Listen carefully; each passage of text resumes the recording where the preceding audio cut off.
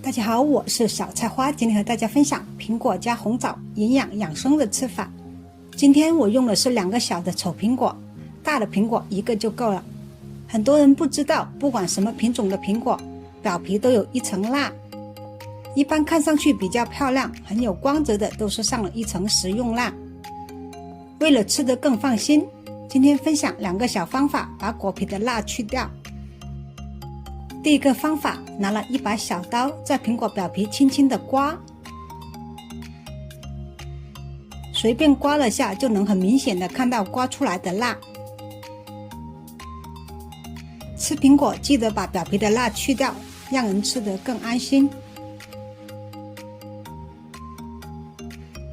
第二个方法，在苹果的表面放些食用盐，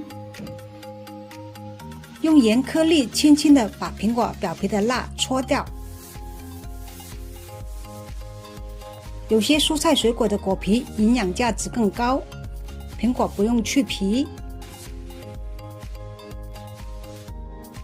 去完苹果表皮的蜡，多换2次水，把苹果洗干净就可以了。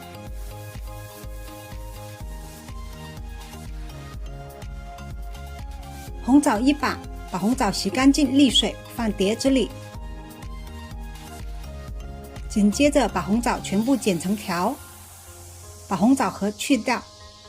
红枣营养价值很高，但很多人不知道，不受补的体质，炖红枣连红枣核一起炖，容易引起上火，还是把红枣核去掉。苹果洗干净后，把苹果切开边，把苹果的核去掉。冬天天气寒冷，水果比较冰凉，孩子老人肠胃不好的，可以把苹果煮一下再吃。苹果去完核，再把苹果切成小块。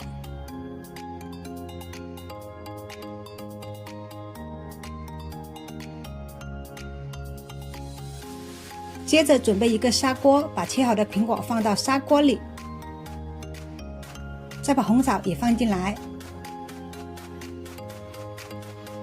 然后放进些红糖，放进一点枸杞，最后倒入些清水，清水没过苹果多一点。烧开后拌匀一下，盖上锅盖，中小火煮10分钟。10分钟后，打入1个鸡蛋，盖上锅盖，小火焖2-3分钟，把鸡蛋焖至断生就可以出锅了。今天煮的这锅苹果红枣鸡蛋汤特别适合冬天手脚冰凉，还有女人的那几天，一碗下肚，从上暖到下，全身都舒服暖和了。